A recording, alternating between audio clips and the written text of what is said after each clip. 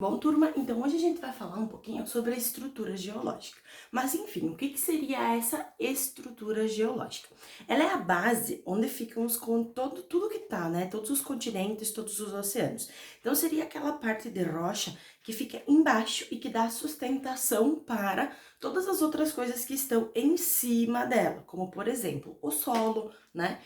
A água dos oceanos e tudo mais, as nossas casas, enfim, as estradas, tudo que está sob essa base. E a gente tem, digamos que, três grandes grupos das estruturas geológicas mundiais, tá? Porque a gente pode dividir elas de acordo com o processo de formação ou com o processo de desgaste que elas já sofreram até hoje. Se foi bem antigo, né, nas primeiras eras geológicas, ou se é uma formação mais recente, motivada tanto pelo desgaste provocado, né, pelo ser humano aqui em cima do planeta Terra, ou os próprios, né, acontecimentos naturais, ou se ela é formada a partir da movimentação das placas tectônicas, certo? Bom, quais são os três tipos de estrutura geológica que a gente tem? A primeira são os núcleos cratônicos ou os escudos cristalinos.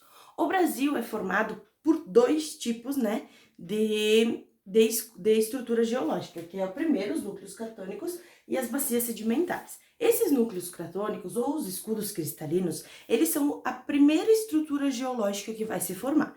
E ela vai se formar principalmente a partir lá do resfriamento do magma, tá? Como vocês lembram, eu disse para vocês que o Brasil está no meio da placa tectônica, então ele não sofre com grandes abalos, ele não tem formação de novo relevo por causa que isso acontece nas bordas das placas tectônicas, certo? Estes escudos cristalinos, eles são rochas, né? São a estrutura geológica mais antiga e ela já vem sofrendo por um processo, por um desgaste que a gente vai estudar mais tarde, que é o intemperismo e a erosão, onde ele causa o apodrecimento e o rebaixamento dessa estrutura geológica. Então, no Brasil, a gente não tem grandes altitudes, então a gente não tem montanhas, por exemplo, né? E isso tudo porque a gente faz parte desse primeiro grupo, que são os escudos cristalinos ou os núcleos cratônicos, certo? Como eles são bem antigos e eles já vêm sofrendo há 4 bilhões de anos, né, esse processo de rebaixamento da estrutura geológica, ele vai ser formado mais por planaltos e por planícies. Só que o que acontece? Estes núcleos cratônicos, eles vão começar a apodrecer e largar sedimentos, né? Então, são partículas de rocha que quando chove, elas são carregadas para os locais mais baixos. Nesses locais mais baixos, a gente tem as bacias sedimentares. O que seriam essas bacias sedimentares? Lugares mais baixos do relevo, mais baixos, né, na estrutura geológica, e que com o tempo eles vão começar a ser cheios de sedimentos. Por isso o nome bacias sedimentares. Então, como enche de sedimentos, ele vai formar uma planície. Isso geralmente se encontra nas regiões mais baixas e nas foz, né, nas foz dos rios, que é onde leva a água escoa, vai levando aqueles sedimentos e eles vão se depositar ali, formando então áreas cultiváveis, muito férteis e que por isso geralmente são bastante habitáveis. Estas são as bacias sedimentares. Então, regiões aonde se depositam os sedimentos das áreas mais altas, que eram os núcleos cratônicos, certo? Então, voltando, o Brasil só possui núcleos cratônicos, né, ou escudos cristalinos e bacias sedimentares. Então, são as nossas duas estruturas geológicas. Por exemplo, a Cordilheira dos Andes, né, ela é formada já por faixas orogênicas. O que seriam essas faixas orogênicas? São as montanhas. Porém, essas montanhas também são divididas em dois grupos. As montanhas antigas, que se formaram lá no início da formação geológica, né, da formação dessas estruturas geológicas, e que também já sofreram um pouco com o intemperismo, então elas sofrem com um pouco de rebaixamento, e as montanhas jovens, que são formadas lá no encontro das placas tectônicas, né, as placas convergentes, onde uma vai embaixo da outra e acaba empurrando e formando uma montanha nova, que são as chamadas montanhas jovens. Por exemplo, o Himalaia, né, a própria Cordilheira dos Andes, que elas são formadas a partir desse novo processo.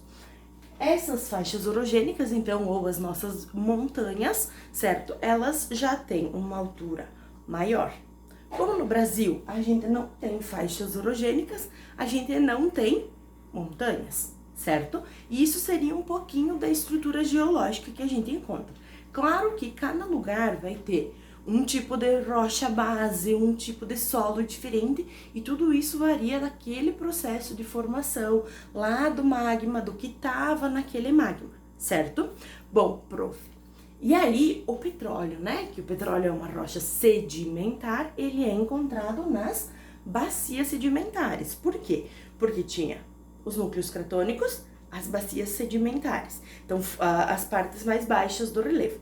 Então ali vai formar vida, né, orgânica, micro-organismos, algas, plantas, e depois com uma nova erupção vulcânica ou até aqueles sedimentos que vão vir para essa parte mais baixa, vai prensar aquele material orgânico ali, e ele vai passar por um processo de decomposição e de transformação e vai virar o petróleo, porque ele vai ser encontrado sempre nas bacias sedimentares. Então, algumas grandes bacias sedimentares do mundo é onde a gente encontra o petróleo. É muito raro você encontrar o petróleo numa parte mais alta, porque ele precisa desse processo, né, de compreensão entre duas estruturas, né, geológicas e da vida orgânica para ser formado, então, o petróleo, certo? Vocês vão ver que a gente vai falar por um bom tempinho, né, e se não esse ano, nos próximos anos, dessas estruturas geológicas, porque, por exemplo, as grandes cidades, geralmente, elas vão se formar nessas duas estruturas geológicas. As civilizações antigas, que é o que a gente está estudando lá em história, né, a Mesopotâmia, os egípcios, os fenícios, enfim, os gregos, né, todos eles vão se, que a gente não viu ainda, a gente vai perceber que eles se encontram em bacias sedimentares, em áreas planas, aonde existia um rio. Por quê? Porque eles dependiam da água fácil e rápida, né, para poder sobreviver. Então eles construíam diques e canais, mas isso não era um encanamento lá muito sofisticado. Então eles tinham que viver em áreas próximas às margens dos rios, que geralmente são bacias sedimentares. E até hoje elas constituem as áreas mais povoadas do planeta. Os núcleos cratônicos ou escudos cristalinos, que são estruturas mais altas, são lugares onde é possível também desenvolver a vida, né? E, por exemplo, ter uma atividade econômica a partir disso. Por exemplo, o Paraí, que trabalha, né? Que a maioria, uma grande parte do sustento do município vem das pedreiras que são formadas nos núcleos cratônicos, certo? Que elas fazem parte desse relevo mais antigo, do basalto, né, que vem diretamente do magma, tá? E as faixas orogênicas, que são as montanhas, são os lugares mais difíceis de ser povoados, porque depois a gente vai estudar em clima, que quanto mais alto, mais frio, mais difícil é chegar à água, é difícil de tu construir estradas e tudo mais, por causa da grande elevação, tu não consegue respirar e aí entram várias outras coisas. Então, vocês vão ver que as estruturas geológicas, elas vão estar presentes, então, nos nossos próximos conteúdos, tá? Vamos lá para o vídeo 2, que eu vou falar um pouquinho mais sobre o relevo para vocês.